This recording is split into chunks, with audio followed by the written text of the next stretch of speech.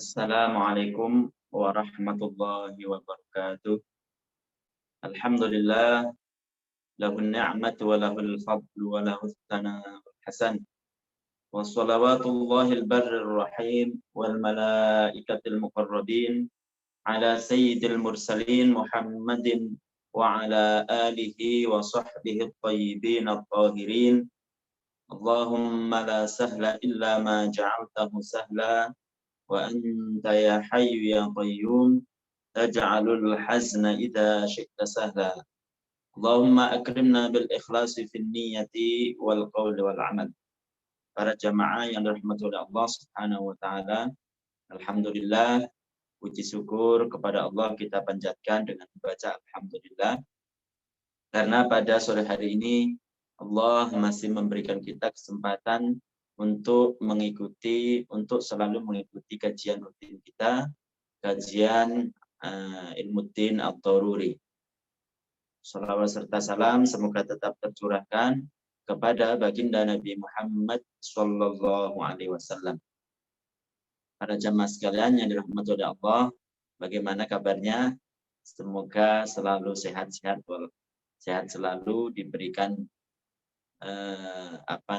kesehatan sehingga mampu ataupun terus mengikuti kajian-kajian yang diselenggarakan oleh Yayasan Syahamah Syabab Ahlus Sunnah wal Jamaah. Para jamaah sekalian yang dirahmati Allah Subhanahu wa taala, kita akan meneruskan kajian kita tentang kandungan-kandungan yang terdapat pada syahadat yang kedua. Jadi termasuk kandungan dari syahadat yang kedua, yaitu yang berbunyi asyhadu an la ilaha illallah wa asyhadu anna muhammadar rasulullah, yaitu wa asyhadu anna muhammadar rasulullah. Saya bersaksi, saya mengetahui, saya mengakui, saya meyakini bahwasanya Nabi Muhammad Shallallahu Alaihi Wasallam itu adalah utusan Allah. Arti dari kata-kata ini, kandungannya diantaranya adalah meyakini seyakin-yakinnya bahwasanya apa yang disampaikan oleh Nabi semuanya adalah benar. Dengan perincian kemarin yang telah kita jelaskan.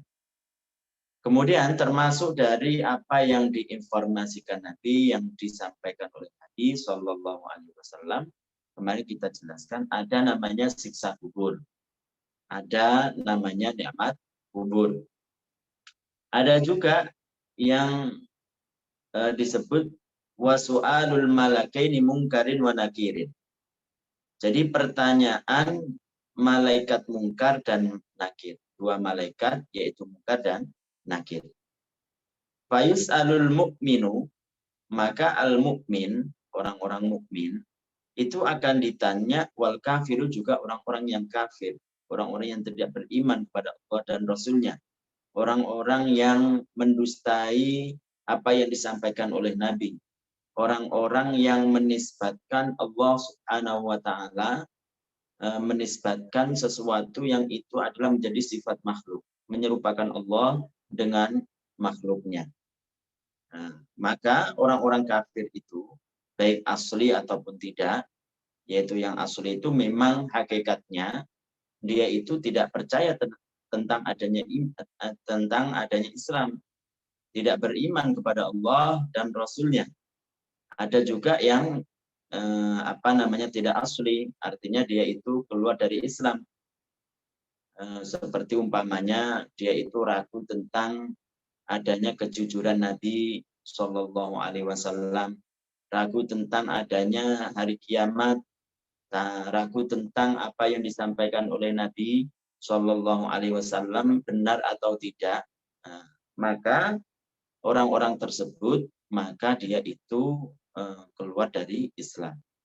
Orang-orang yang seperti ini, baik tidak masuk Islam sama sekali, ataupun dia terjatuh pada sesuatu yang menyebabkan dia keluar dari Islam, sampai dia meninggal tidak kembali kepada Islam lagi, maka dia akan mendapatkan pertanyaan di kuburannya.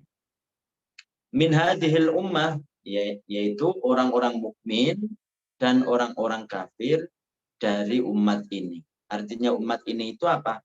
Umat yang diutus kepadanya Nabi Muhammad SAW. Jadi namanya umat dakwah, umat yang diutus kepadanya Nabi Muhammad. Kalau umat yang beriman kepada Nabi, mengikuti ajakan-ajakan Nabi, itu namanya umat ijabah. Ada umat dakwah, ada umat ijabah. Jadi kedua-duanya ini, baik yang ijabah ataupun dakwah, yaitu lebih umum, maka baik itu adalah orang mukmin ataupun bukan orang mukmin, akan tapi diutus kepadanya Nabi Muhammad, maka akan ditanya di kuburan. Ditanya tentang apa? Tentang keyakinan-keyakinan yang ia pegang, yang ia yakini ketika dia meninggal dalam keadaan itu. Jadi keyakinan apa? Keyakinan beriman, mati dalam keadaan iman, mati dalam keadaan bukan beriman, itu yang nanti akan ditanyakan. Fayujibu, maka akan menjawab kullun, setiap masing-masing, setiap orang dari orang mukmin, setiap orang dari orang-orang yang bukan mukmin akan menjawab masing-masing bihasabi halihi, tergantung dari keadaannya ketika dia meninggal. Artinya apa? Artinya kalau dia meninggal dalam keadaan mukmin, meninggal dalam keadaan muslim, memahami tentang makna syahadat yang kedua, kemudian diyakininya, tidak ada perbuatan keyakinan yang bertentangan dengan arti syahadat yang kedua sampai dia meninggal, maka statusnya adalah mukmin muslim, maka dia akan menjawab.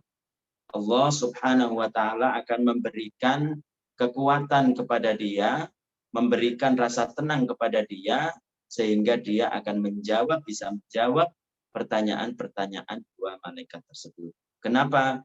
Karena diceritakan bahwasanya dua malaikat ini bentuknya sangat menakutkan bagi orang-orang yang tidak beriman kepada Allah. Diceritakan dua malaikat ini itu bentuknya adalah aswadani azraqan, hitam kebiru-biruan.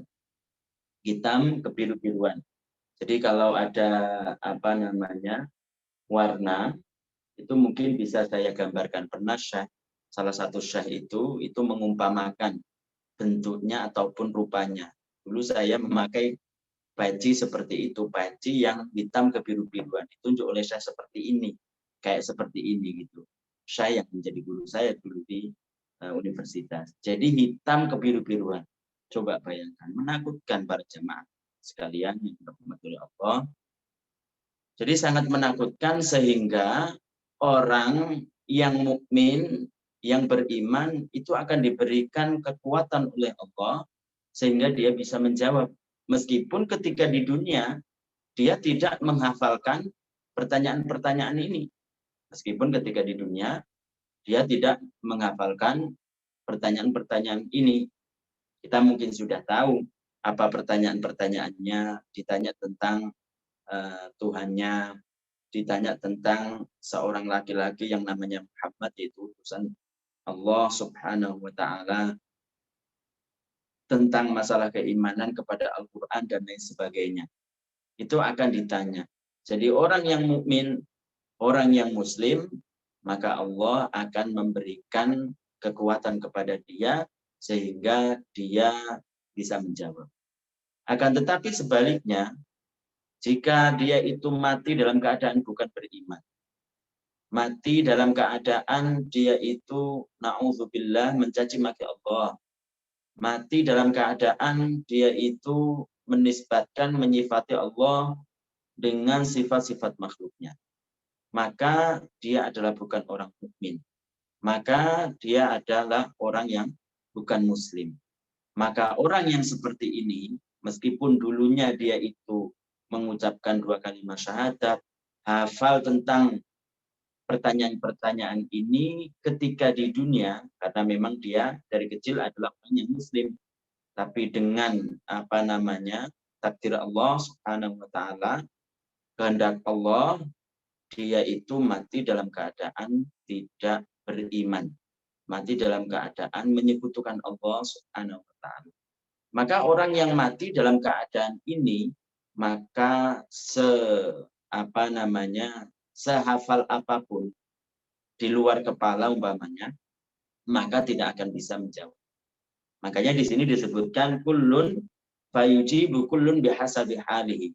Setiap masing-masing dari mereka itu akan bisa menjawab, tergantung keadaannya ketika dia meninggal, itu maksudnya. Dalam keyakinan apa? Keyakinan beriman atau tidak? Ketika meninggal dia dalam keadaan muslim atau bukan muslim. Kalau muslim itu tadi akan diberikan kekuatan oleh Allah sehingga dia akan bisa menjawab. Tapi kalau dia bukan muslim, bukan mukmin, maka dia akan ketakutan. Dengan ketakutan tersebut dia tidak akan bisa menjawab pertanyaan-pertanyaan yang ditanyakan oleh para malaikat, karena rasa takut yang ditimbulkan melihat para malaikat tersebut. Para jamaah yang dirahmati oleh Allah Subhanahu wa taala. Kemudian apakah seluruh makhluk, seluruh manusia itu akan ditanya oleh malaikat? Di sini disebutkan wa yustasna, dan dikecualikan min hadas su'ali, dari pertanyaan ini. Pertanyaan-pertanyaan tentang keyakinan waktu ketika di dunia. Siapa an-nabi? Jadi para nabi Allah itu tidak akan ditanya di kuburannya. Itu tidak akan ditanya. Kemudian watiflu, dan anak. Siapa yang maksud anak ini? Wa huwallazi mata dunal bulughi, yaitu seorang anak yang meninggal sedangkan dia belum balik. Jadi kalau laki-laki belum nyampe belum ada padanya satu di antara dua. Belum mimpi basah ataupun belum genap umur 15 tahun hijriah. Kalau perempuan belum ada padanya satu di antara tiga, yaitu ditambah menstruasi ataupun haid. Ada seorang anak, kemudian dia kalau laki-laki belum ada salah satu di antara dua yang kita sebutkan tadi. Bagi perempuan belum ada salah satu di antara tiga meninggal, maka dia termasuk orang yang selamat. Artinya dia adalah orang yang tidak ditanya di kuburannya. Karena dikecualikan. Ada beberapa kelompok yang tidak ditanya oleh malaikat. Di antaranya adalah anak kecil. Tapi anak kecil ini yang dimaksud adalah dia meninggal dalam keadaan belum balik. Wasyahidul ma'rakati, dan kelompok yang ketiga itu adalah orang-orang yang meninggal membela agama Allah. Dia ikhlas membela agama Allah Subhanahu wa taala, mengangkat senjata untuk melawan orang-orang yang melawan Islam dengan senjata, kemudian dia meninggal, dan dia meninggal itu dinamakan mati syahid. Maka orang-orang yang seperti ini, orang yang mati syahid, itu tidak akan ditanya di kuburan. Begitu. Kemudian juga para jamaah sekalian yang dirahmati oleh Allah Subhanahu wa taala, termasuk yang disampaikan oleh Nabi, dan ini adalah kandungan dari dua kalimat syahadat, ya, atau syahadat yang kedua, wa asyhadu anna Muhammadar Rasulullah, itu adalah apa yang disampaikan oleh Nabi tentang peristiwa-peristiwa yang akan datang. Di antaranya adalah al-ba'tsu wal ba'tsu, yaitu apa? Wa huwa khurujul mauta minal kuburi ba'da ihya'ihim, yaitu bangkitnya orang-orang yang meninggal, keluarnya orang-orang yang meninggal dari kuburannya masing-masing setelah dikembalikan kepadanya jasad-jasad mereka seperti sedia kala, jika mereka itu termasuk jasad-jasad yang dimakan oleh tanah. Jadi sebagian orang yang meninggal itu ada yang selamat, artinya tidak termakan oleh tanah karena amal-amalnya yang ia perbuat ketika di dunia, amal yang soleh. Ada yang dimakan, bahkan seminggu itu kadang juga dimakan oleh tanah. Maka orang-orang yang keluar dari kuburan mereka itu dalam keadaan hidup. Seperti halnya kita di dunia, yaitu asalnya hancur, jasad mereka kemudian dikembalikan oleh Allah Subhanahu wa taala. Jadi disatukan lagi tulang-tulang mereka umpamanya berserakan, hancur umpamanya karena dia meninggal dalam keadaan kena ranjau umpamanya sehingga hancur kemana-mana tidak terkumpulkan. Hanya yang dikumpulkan itu adalah tulang kaki umpamanya. Yang dikumpulkan hanya tulang tangan. Maka nanti ketika dia itu keluar hari kebangkitan, al-ba'ats, keluar dari kuburan mereka, maka mereka itu dengan kuasa Allah Subhanahu wa taala, mereka akan disatukan kembali seperti halnya mereka ketika di dunia. Yaitu ada ruh, ada jasad, sama seperti ketika mereka itu di dunia. Jadi dikembalikan lagi jika mereka itu termasuk jasad-jasad yang hancur ataupun dimakan oleh tanah. Kenapa dikatakan jika mereka itu termasuk jasad-jasad yang termakan oleh tanah? Karena ada sebagian kelompok yang kelompok tersebut itu jasadnya itu masih utuh, tidak termakan oleh tanah. Siapa itu diantaranya? Pertama, yaitu para nabi-nabi Allah. Bukankah dalam hadis disebutkan al-anbiya'u ahya'un fi kuburihim yusallun. Al-anbiya'u ahya'un fi kuburihim yusallun. Jadi para nabi-nabi Allah Subhanahu wa taala, mereka itu hidup di kuburannya dan mereka sholat. Cuma mereka berpindah tempat saja dari alam dunia menuju alam barzakh. Dari alam dunia menuju alam barzakh. Itu para nabi-nabi Allah Subhanahu wa taala. Jadi dengan kuasa Allah Subhanahu wa taala tidak ada yang bisa melemahkan apa yang dikehendaki oleh Allah Subhanahu wa taala. Jika saja kita tadinya tidak ada, kemudian menjadi ada, itu karena kehendak Allah Subhanahu wa taala dan itu adalah dengan kuasa Allah Subhanahu wa taala. Maka begitu juga tentang kembalinya jasad ke tubuhnya masing-masing, kembalinya jasad yang termakan oleh tanah ke ke tubuh masing-masing. Setiap orang akan dikembalikan jika termasuk jasadnya yang termakan oleh tanah. Dan itu sangat mudah bagi Allah. Itu tidak ada yang melemahkan apa yang dikehendaki oleh Allah Subhanahu wa taala. Dan itu sangat mudah bagi Allah Subhanahu wa taala. Jadi yang pertama, kelompok yang pertama itu adalah para nabi-nabi Allah Subhanahu wa taala. Jadi mereka para nabi-nabi Allah Subhanahu wa taala berdasarkan hadis mereka tidak mati ketika di kuburan, bahkan mereka itu hidup dan mereka sholat. Mereka sholat di kuburannya. Kemudian yang kedua, kelompok yang kedua itu adalah syahidul ma'rakah. Syahidul ma'rakah, orang-orang yang mati membela agama Allah Subhanahu wa taala. Mati karena memang murni menegakkan agama Allah Subhanahu wa taala. Ini adalah salah satu contoh keistimewaan orang yang mati syahid, orang yang mengangkat senjata mati membela agama Allah Subhanahu wa taala. Pertama tadi disebutkan tidak ditanya di kuburan. Yang kedua, jasad-jasad mereka itu utuh. Karena ketika mereka meninggal, maka ruh mereka itu langsung ke surga Allah Subhanahu wa taala.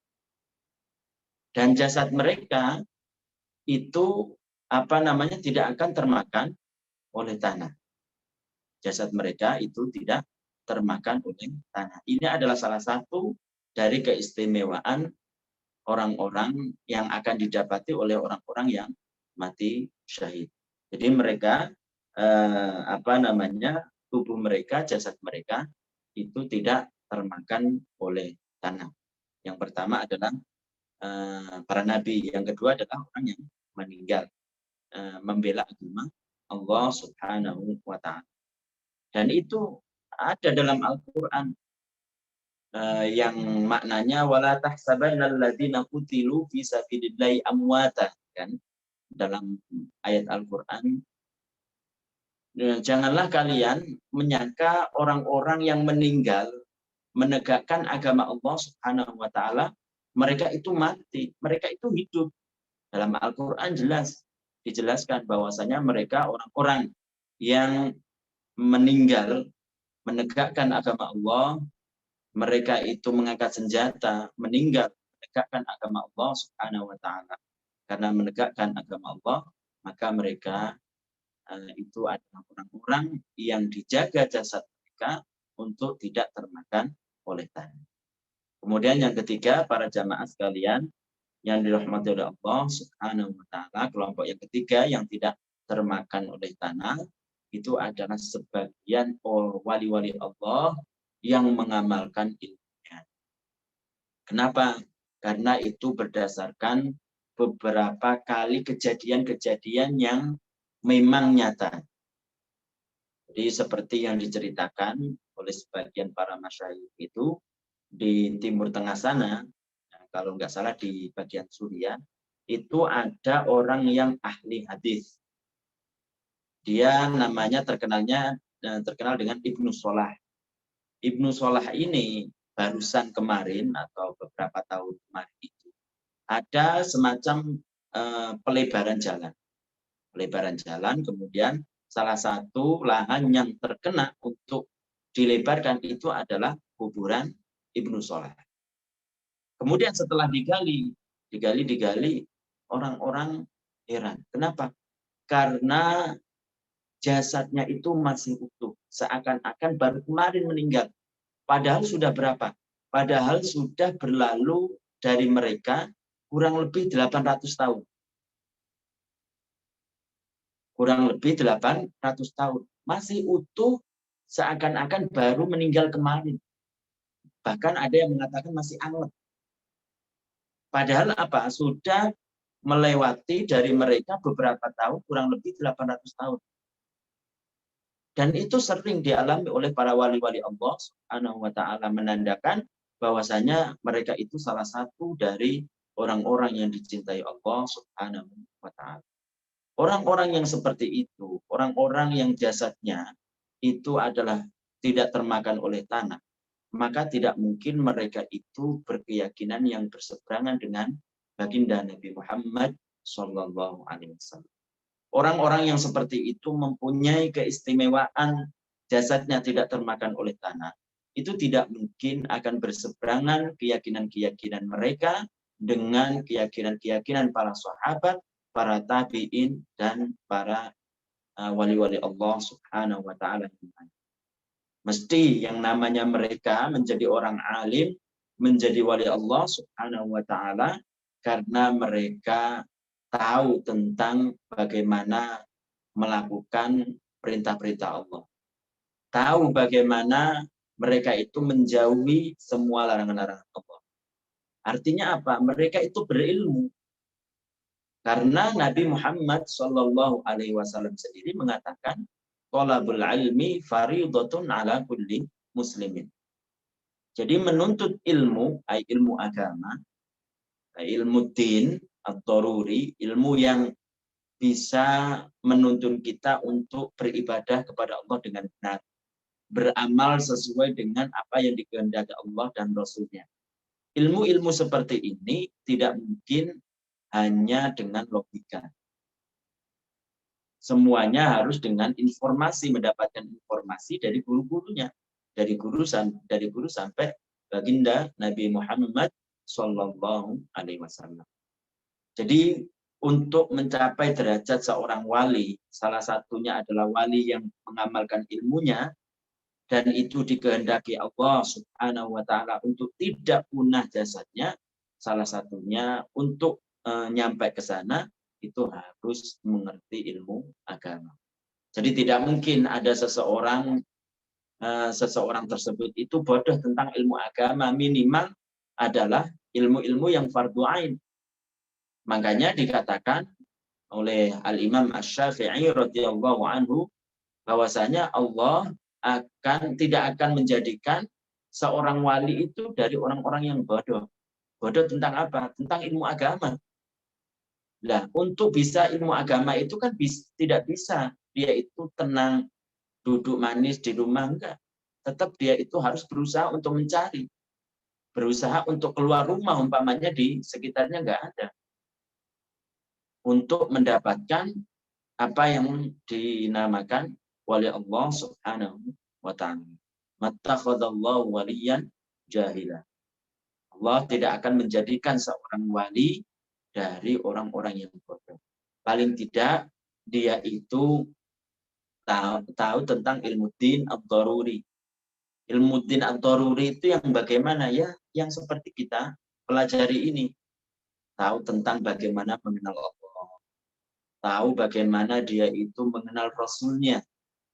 Karena kita tahu sendiri, puncak dari pengetahuan seseorang, ma'rifat seseorang, mengenalnya seseorang kepada Allah Subhanahu wa Ta'ala, meyakini seyakin-yakinnya bahwasanya Allah ada tidak disifati dengan sifat makhluknya. Allah ada tidak butuh kepada tempat. Itu puncaknya makrifat seseorang kepada Allah. Sudah puncak makrifat. Jadi puncak mengenalnya seseorang kepada Allah seperti itu. Menyucikan Allah secara total dari menyerupai makhluknya. Makanya ulama-ulama dulu itu mengatakan bahwasanya mengenal Allah Subhanahu wa Ta'ala itu bukan dengan membayangkan. Mengenal Allah Subhanahu wa Ta'ala itu bukan dengan mereka-reka, bukan. Mengenal Allah Subhanahu wa Ta'ala itu adalah meyakini seyakin-yakinnya bahwasanya Allah Subhanahu wa Ta'ala ada, tidak disifati dengan makhluknya, tidak disifati dengan sifat makhluknya, dan tidak butuh pada Tuhan. Jadi ini seseorang yang puncak makrifatnya kepada Allah seperti itu. Siapa seseorang itu? Ya Nabi sama. Siapa seseorang tersebut? Ya wali-wali Allah. Ya para sahabat, ya para tabi'in, semuanya begitu. Jadi kalau ada orang yang mengaku dia wali Allah Subhanahu wa Ta'ala, tapi dalam keyakinannya, dalam perkataannya, menunjukkan dia menyamakan Allah dengan makhluknya, mendustai agama-agama Allah Subhanahu wa Ta'ala, meskipun berapa ratus ribu orang mengatakan dia wali, meskipun beberapa juta orang mengatakan dia adalah wali, maka dalam pandangan syariat dia bukan wali Allah Subhanahu wa Ta'ala. Bahkan dia adalah musuh Allah Subhanahu wa Ta'ala. Jadi sebagai orang yang awam dan lain sebagainya, mengenal seseorang itu adalah wali, salah satunya adalah dengan perkataan, dengan perbuatan. Perkataan dan perbuatan. Kalau perkataan perbuatannya itu sesuai dengan apa yang menjadi ajaran-ajaran Nabi, tidak sampai mengatakan, meyakini bahwasanya Allah punya tangan anggota badan. Tidak sampai mengatakan, meyakini dengan perkataan tersebut mendustai para nabi Allah Subhanahu wa Ta'ala. Mendustai apa yang disampaikan oleh Nabi. Tidak sampai seperti itu, maka kita sebagai seorang awam, kalau ada orang yang mengatakan, oh itu wali, maka kalau tidak ada seperti itu, dan dia istiqomah dalam masalah perkara yang sunnah, menjauhi perkara yang dilarang, dan menjalankan perkara-perkara yang diperintah oleh Allah, maka kemungkinan itu adalah wali Allah Subhanahu wa Ta'ala. Tapi kalau sebaliknya, kalau beberapa orang mengatakan dia wali, jutaan orang mengatakan dia wali, tapi dalam hatinya atau dalam ucapannya, dalam perbuatannya itu menyimpang dari apa yang diajarkan Nabi, menyimpang dari ajaran-ajaran para sahabat, menyimpang dari ajaran-ajaran wali-wali Allah, menyimpang dari ajaran-ajaran ulama-ulama yang dianggap dalam Islam, maka tentu kita katakan dia itu bukan wali. Meskipun dia bisa terbang, meskipun dia itu bisa berjalan di atas air. Maka sering kita katakan bahwasanya bisa saja itu dengan bantuan jin. Apa sulitnya umpamanya dengan kuasa Allah, jin membantunya untuk menipu orang supaya ikut dengan jalan. Bisa saja dia itu dengan bantuan setan. Bisa saja. Jadi begitu para jamaah sekalian yang dirahmati oleh Allah Subhanahu wa taala. Jadi termasuk dari kandungan syahadat yang kedua itu adalah percaya meyakini tentang adanya bangkit dari kuburan. Setelah mereka orang-orang yang meninggal itu dikembalikan jasad-jasad mereka ke tubuh mereka setelah jika termasuk jasad-jasad yang termakan oleh tanah. Karena ada 3 kelompok yang kita ketahui itu tidak termakan oleh tanah. Siapa kelompok itu? Yang pertama adalah para nabi-nabi Allah. Yang kedua adalah orang yang meninggal dalam keadaan mati syahid, mengangkat senjata melawan orang-orang yang memusuhi Islam dan mati dalam keadaan memerangi mereka. Itu orang yang mati syahid. Yang ketiga, itu adalah sebagian wali-wali Allah yang mengamalkan ilmu mereka. Kalau dikatakan wali berarti apa? Kalau dikatakan wali itu berarti orang-orang yang dicintai oleh Allah. Artinya dia tidak akan balik atau dia tidak akan memusuhi Allah Subhanahu wa taala. Dia tidak akan menjadi musuh Allah Subhanahu wa taala. Menjadi musuh Allah itu bagaimana? Ya menjadi musuh Islam, dia bukan muslim dengan mengatakan meyakini dengan perkataan dan keyakinan di luar yang diajarkan oleh Islam. Itu maksudnya jadi musuh Allah dan Rasulnya. Kemudian para jamaah sekalian yang dirahmati oleh Allah Subhanahu wa taala, yang berikutnya adalah yang disampaikan Nabi itu adalah al-hasyr. Apa itu al-hasyr? Wa wa an yujma'al khalqu wa yusaqu ba'da ba'thihim ilal mahsyar. Jadi dikumpulkannya makhluk dari zaman Nabi Adam sampai hari kiamat di tempat namanya mahsyar, digiring ke suatu tempat yang sebelumnya setelah mereka itu bangkit dari kuburan, kemudian digiring oleh para malaikat ke suatu tempat namanya mahsyar. Jadi nanti di situ akan dipertanggungjawabkan amal-amal mereka di dunia. Itu namanya al-hasyr. Yaitu dikumpulkannya para makhluk Allah Subhanahu wa taala dan digiring ke suatu tempat. Nah, di tempat itu kalau sekarang di dunia itu apa? Namanya apa? Kata para ulama, ada sebagian hadis mengatakan itu adalah daratan Syam. Daratan Syam yang sudah tergantikan. Tentu kata para ulama, daratan Syam yang sudah diluaskan oleh Allah Subhanahu wa taala. Daratan Syam itu meliputi apa? Negara apa saja sekarang? Yaitu Yordania, Syria, Palestina, dan Lebanon.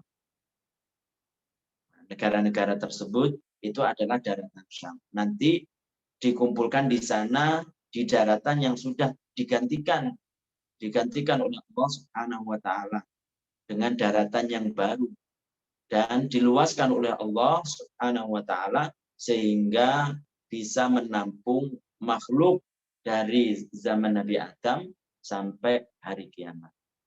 Para jamaah sekalian yang dirahmati oleh Allah Subhanahu wa taala, untuk pertemuan hari ini mungkin dicukupkan sampai materi ini.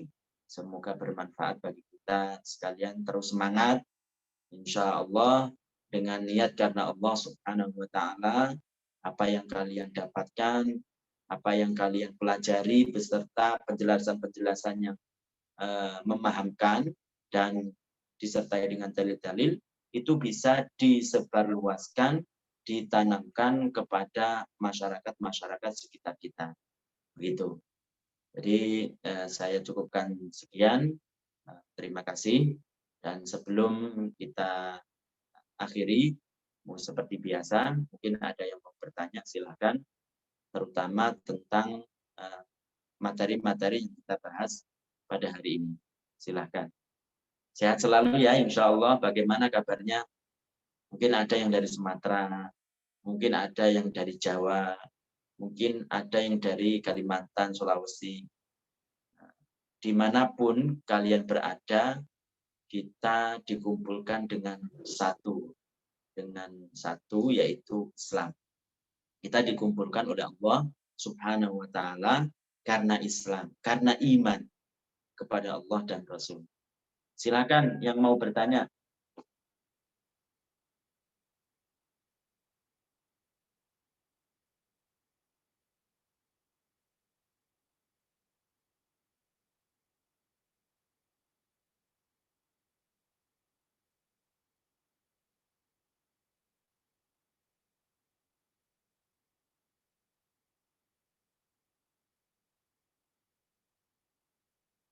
Ada? Kalau nggak ada kita tutup aja. Sampai di sini kita akhiri dengan bacaan tahlil, sholawat, dan istighfar. La ilaha illallah. Allahumma salli ala Muhammad. Rabbi gfirli wa liwalidayya wa lil mu'minina wal mu'minat. Barakallahu fiikum.